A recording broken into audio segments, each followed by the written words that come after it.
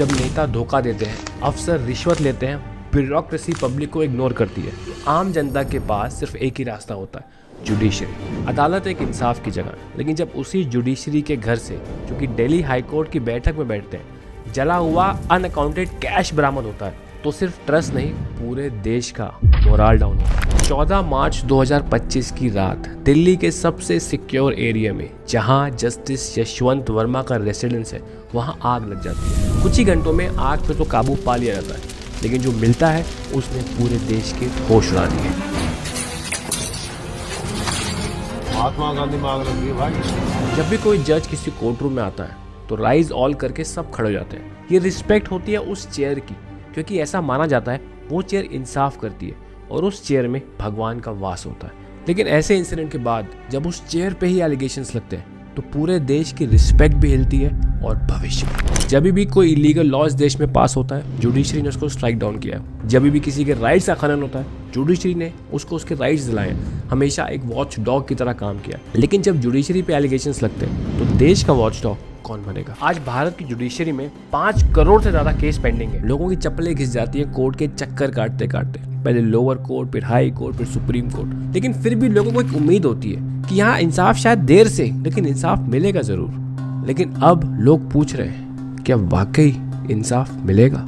ये कहानी है जस्टिस वर्मा की और भारत के न्याय तंत्र की, जिस पे अब सवाल उठने लगे हैं।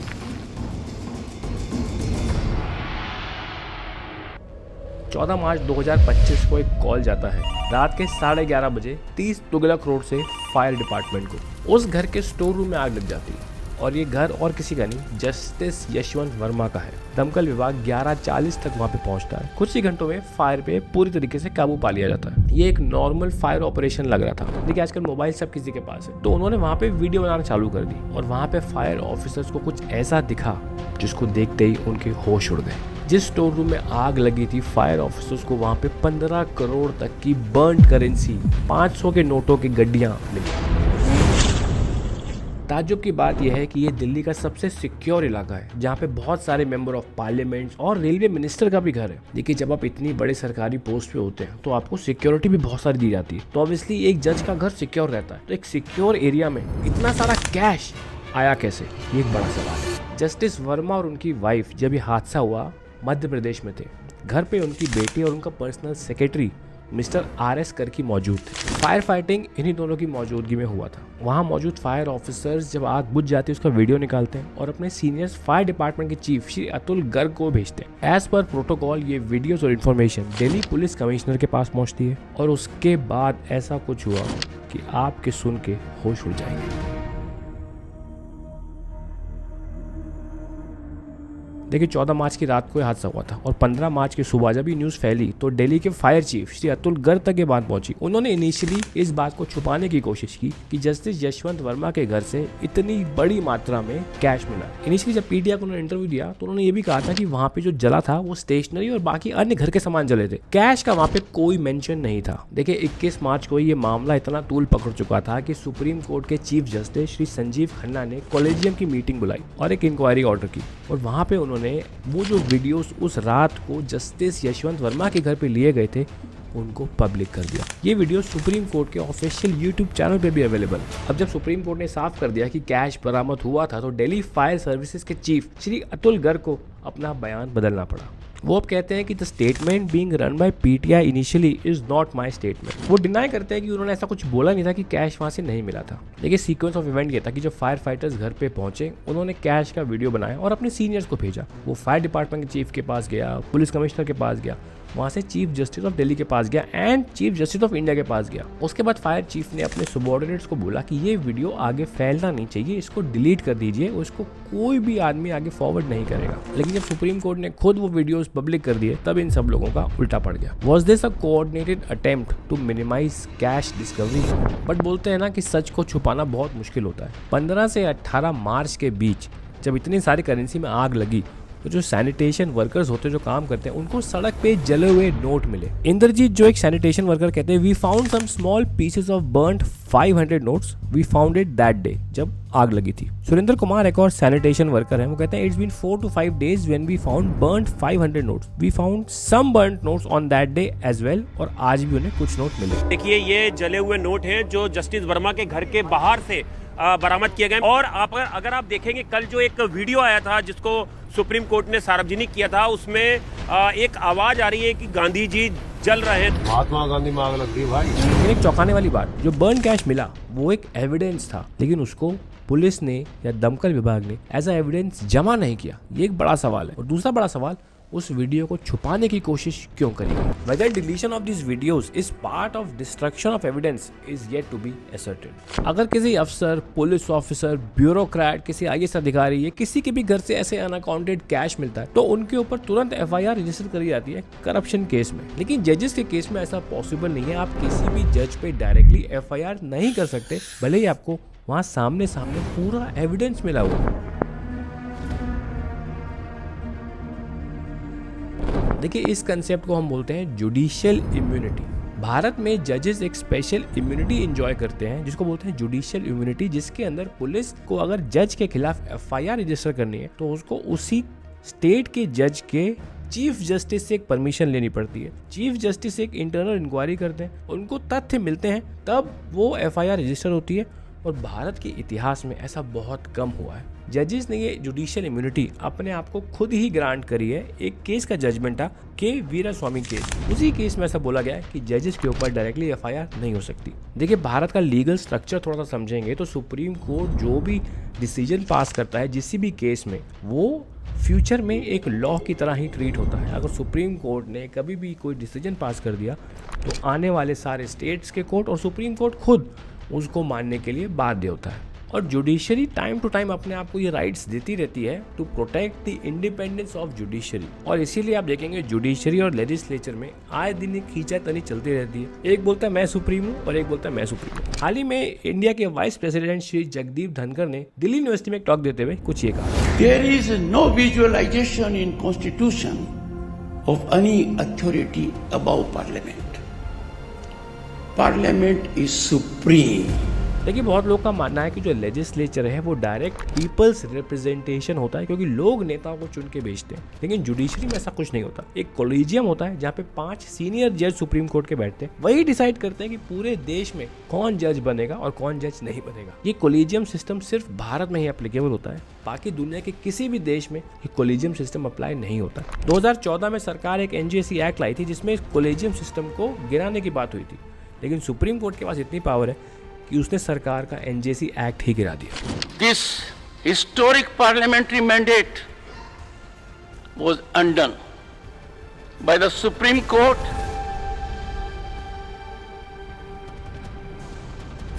28 मार्च को सुप्रीम कोर्ट कोलिजियम में एक इंपॉर्टेंट डिसीजन लेता है। वो एक अपनी इंटरनल इंक्वायरी तो करते हैं और पाते हैं कि यहाँ कुछ तथ्य, कुछ फैक्ट्स तो हैं इस बात में, और वो जस्टिस यशवंत वर्मा का ट्रांसफर इलाहाबाद हाई कोर्ट में करते हैं और ये भी बोलते हैं कि कुछ दिनों के लिए उनको किसी भी जुडिशियल वर्क से दूर रखा जाए। जब ये ट्रांसफर की न्यूज आई तो इलाहाबाद हाई कोर्ट की बार के द्वारा एक रिवोल्ट हुआ। लीगल कम्युनिटी से बहुत ज्यादा इस डिसीजन को बैकलैश मिला। जो वहाँ की बार एसोसिएशन, उन्होंने कहा कि we are not a trash bin. Jurist Harish Salve, जो कि बहुत ही एमिनेंट जूरिस्ट है भारत के, उन्होंने भी क्वेश्चन किया कि अगर सिमिलर अमाउंट कैश 50 या 20 करोड़ रिकवर होता एक सिविल सर्वेंट या एक मिनिस्टर के घर से, तो उस केस में क्या ED इमीडिएटली एक्शन नहीं लेती? वो कहते हैं no court is a dustbin where you send people of questionable character. He slammed the decision to transfer justice Verma as both improper and insufficient. Allahabad bar association के प्रेसिडेंट श्री अनिल तिवारी कहते हैं, Therefore, continuance of Justice Verma any further as High Court judge is dangerous for the democracy as it eroded public faith। उन्होंने ये भी demand किया कि justice Verma के previous सारे जजमेंट्स को एक बार चेक किया जाए। Merely a trial of a petty criminal,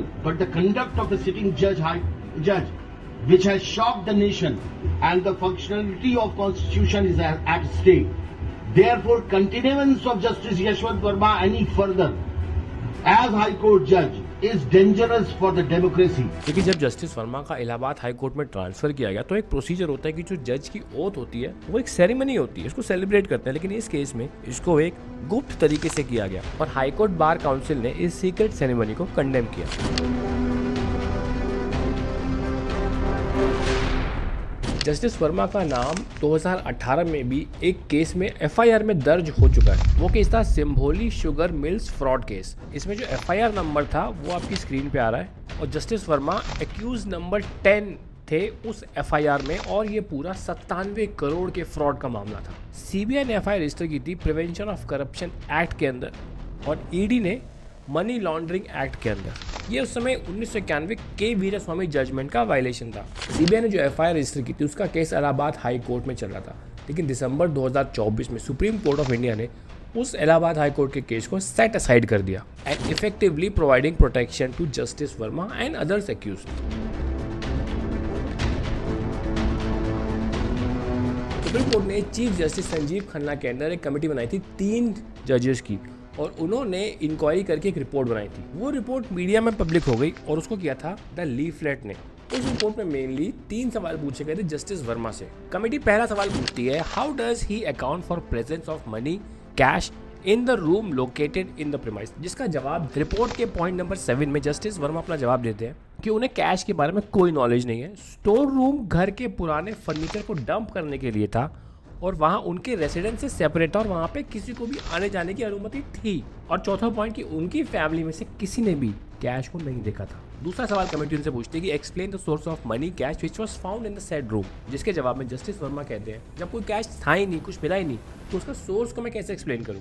committee का तीसरा सवाल, who is the person who had removed the burn cash in the morning of 15 मार्च, जिसके जवाब में जस्टिस वर्मा कहते हैं कि उनकी फैमिली में से किसी ने भी उस कैश को नहीं देखा है और वहां पे कोई कैश नहीं मिला, तो उस कैश को साफ करने की तो बात ही नहीं होती। जस्टिस वर्मा ने इस पूरे ऑपरेशन को अपने खिलाफ एक कॉन्स्पिरेसी बताया। रिपोर्ट में आगे जब कमेटी ने जस्टिस वर्मा को वो वीडियो दिखाया उस रात का था जहां पे उनके स्टोर रूम में कैश जला हुआ पाया गया था, तो जस्टिस वर्मा कहते हैं that he doubts the authenticity of the video and says it might not be from his premises और taken at the time of incident. जब जस्टिस वर्मा का ये जवाब सीजीआई और कमेटी ने सुना तो उनको ये बिल्कुल अनसैटिस्फैक्टरी लगा एंड द कमेटी डिसाइडेड कि इस मामले में एक डीपर डाइव होनी चाहिए। लेकिन जब इस पर डीपर डाइव करी गई तो जो फायरमैन जिन्होंने आग बुझाई थी उन सबको एज अ विटनेस प्रोड्यूस किया गया और उनमें से उस रिपोर्ट में आगे मेंशन है उनके exact statements. Fire officer witness number 3 Ankit Sehwag कहते हैं there were currency notes of 500 denomination half burnt visible to naked I.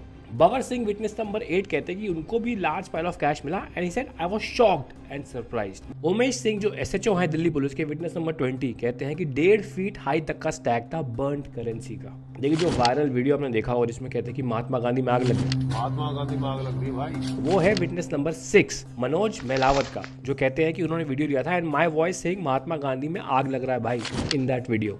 Rahil witness number 35 जो जस्टिस वर्मा के घर के डोमेस्टिक स्टाफ और डोमेस्टिक हेल्प है, वो कहते हैं video shows cash burning, my name is called in it by mister Karki, yes this is the same store room. तो मिस्टर कर्की की आवाज एक वीडियो में कैप्चर हो जाती है और राहिल का नाम ले रहे होते हैं, तो इससे यहाँ पे ये प्रूव हो जाता है कि मिस्टर कर्की और राहिल दोनों उस समय जब कैश जल रहा था वहाँ मौजूद थे और मिस्टर कर्की ने बाद में क्लेम भी किया था कि उनको कैश बर्निंग के बारे में 6 से 7 दिन बाद पता चला था, तो उनका क्लेम यहाँ पे स्टैंड शायद नहीं करेगा।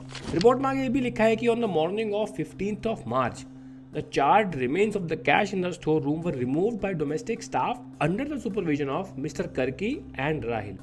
देखिए कमेटी ने यहाँ पे 3 स्ट्रॉन्ग डिफेंस लिखे हैं उस रिपोर्ट के अंदर। कमेटी कहती है कि store room was under the control of the house hold staff, stacks of cash couldn't B planted without being notice. जैसा जस्टिस वर्मा कह रहे थे कि उनके घर से सेपरेट है वो स्टोर रूम और वहाँ कौन आ जा रहा है किसी को नहीं पता, जस्टिस वर्मा को भी नहीं पता, इसीलिए कैश किसने रखा उनको नहीं जानकारी। लेकिन कमेटी कहती है कि नहीं, room was under the control of house hold staff. जब फोन डिटेल्स और लॉक चेक किए गए तो ये भी पाया गया कि जब आग लगी थी तो 15 मार्च को सुबह 1:23 पे मिस्टर RS कर्की जो जस्टिस वर्मा के पर्सनल सेक्रेटरी हैं, उन्होंने 230 सेकेंड की लंबी एक कॉल लगाई थी। तो जाहिर है कर्की साहब ने जस्टिस वर्मा को आग और कैश के बारे में पूरी जानकारी दी होगी। JRPF विटनेस नंबर 28 and 30 उन्होंने भी टेस्टिफाई किया कि Karki and Rayal supervise cleaning and movement inside bungalow all night. Interesting twist यहाँ पे आता है, जस्टिस वर्मा की बेटी दिया वर्मा उस रात को घर पे थी। वो इनिशियली तो कहती है yes there was cash in the room, but 5 दिन बाद वो एक ईमेल करती हैं कमेटी को और कहती हैं कि वो अपना वो पहला वाला क्लेम रिट्रैक्ट कर रही है,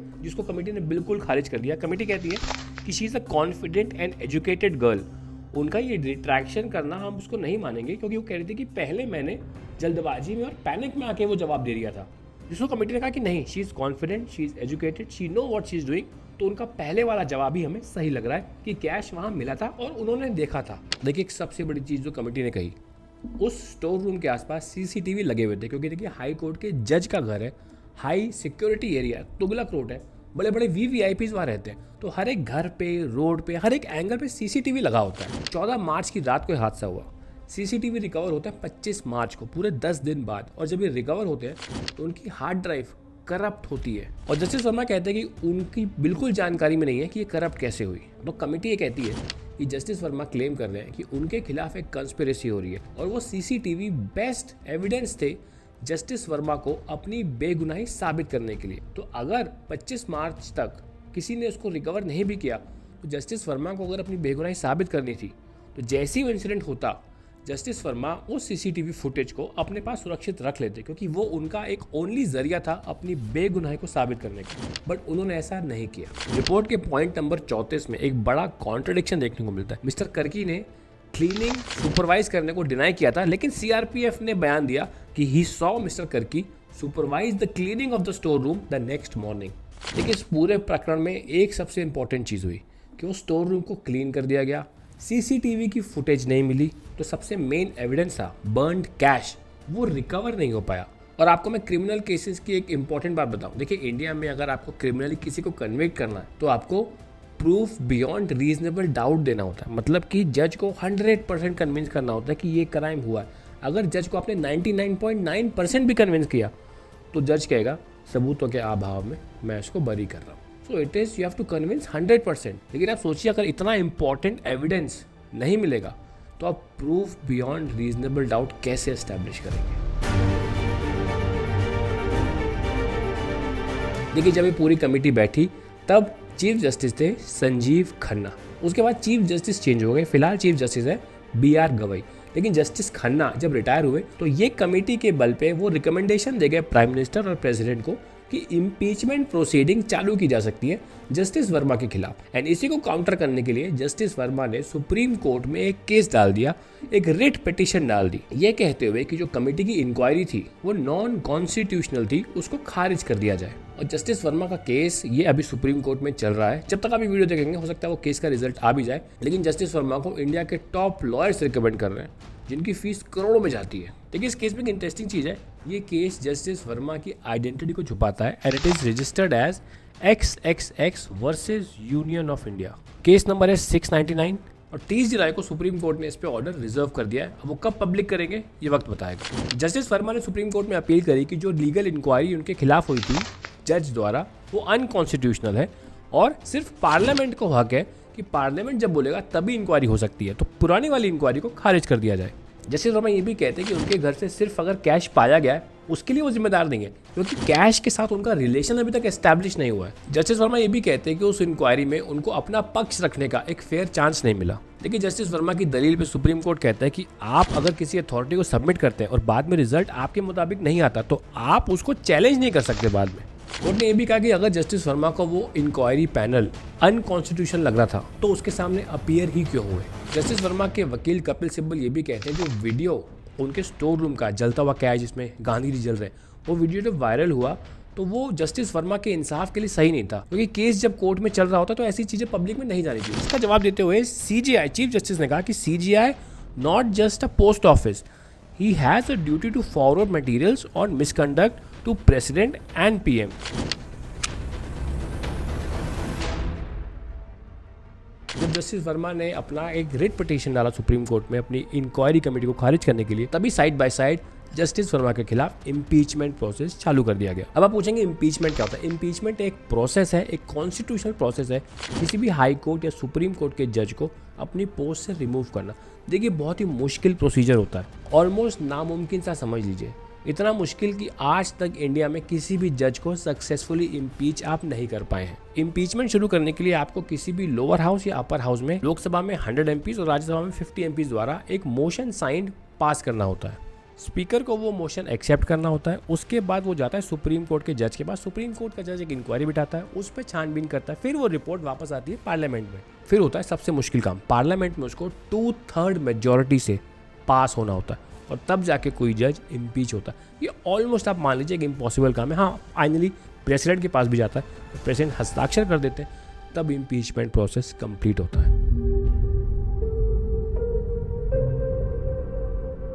justice Rakesh Kumar, Patna high court के प्रीवियस जज, कहते हैं corruption in this high court is an open secret and if exposing corruption is a crime, I have committed a crime.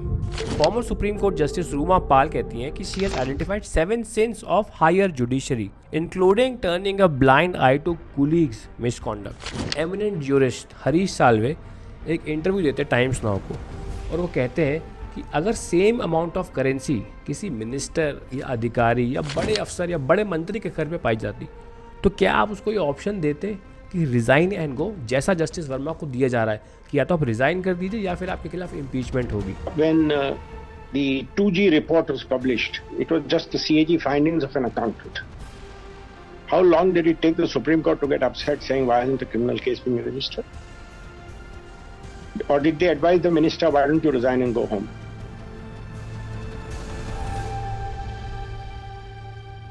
देखिए, कुछ बड़े सवाल खड़े होते हैं पूरे देश के सामने। पहला, जो बर्न्ड करेंसी थी उसको एज अ एविडेंस रिकॉर्ड और डिपॉजिट क्यों नहीं किया गया पुलिस के पास। दूसरा, फायर फाइटर्स के फ़ोन में से वो वीडियो डिलीट करने को क्यों बोला गया। तीसरा, इस देश में जब भी बड़ा कोई क्राइम हम देखते हैं हो रहा है तो सडनली वहाँ पे लगे हुए CCTVs काम करना कैसे बंद कर देते हैं, उनकी हार्ड ड्राइव कैसे करप्ट हो जाती है। इंडियन जुडिशरी के बारे में एक और बड़ा सवाल आता है, अगर आप गूगल भी करेंगे तो ऐसा बोलते हैं कि इंडियन जुडिशरी कुछ लिमिटेड परिवारों के अंदर ही सिमट के रह गई है। Former chief justice RM Lodha ने एक बार रिमार्क किया था कि judiciary has become a closed door institution accessible mainly to insiders. 2016 की एक एनालिसिस थी द प्रिंट की, वो कहते हैं अमंग हाई कोर्ट जजेस nearly 1/3 had close relatives in judiciary. In an open court remark in 2022, Justice Sanjay Kishan Kaul कहते हैं judiciary is not free from nepotism. 2018 में एक रिसर्च पेपर आया था Vidhi centre for legal policy, वो कहते हैं supreme court alone over 50% of sitting जज had familial or professional ties to past judges और टॉप एडवोकेट्स। जस्टिस काटजू जो रिटायर्ड जज है सुप्रीम कोर्ट के, उन्होंने एक बहुत बड़ा एलिगेशन लगाया। वो कहते हैं कि सम जजेस of the supreme court were not appointed on merit but on extraneous consideration such as caste and nepotism. देखिए, एंड में बस इतना कहना चाहूँगा कि इंसान अगर गिर जाता है, कोई गलती करता है, तो कानून उसे माफ़ भी करता है और मौका देता है सुधरने का। लेकिन जब कुर्सी पे बैठने वाला इंसाफ का रक्षक ही सवालों के घेरे में आ जाए तब क्या? तब सिर्फ कानून नहीं, पूरे देश का भरोसा हिल जाता है। ये केस सिर्फ एक जज का केस नहीं है, ये पूरे देश की जुडिशरी की एक अग्नि परीक्षा होगी। हमें देखना होगा कि जुडिशरी इससे कैसे निकलती है। अब फैसला सुप्रीम कोर्ट का नहीं, हिस्ट्री का होगा। क्या इस बार सच सामने निकल के आएगा या हर बार की तरह किसी मोटी फाइलों में और पन्नों में सिर्फ दब के रह जाएगा? Thank you so much for watching this video. अपना ख्याल रखें, मिलते हैं the next one. Bye bye.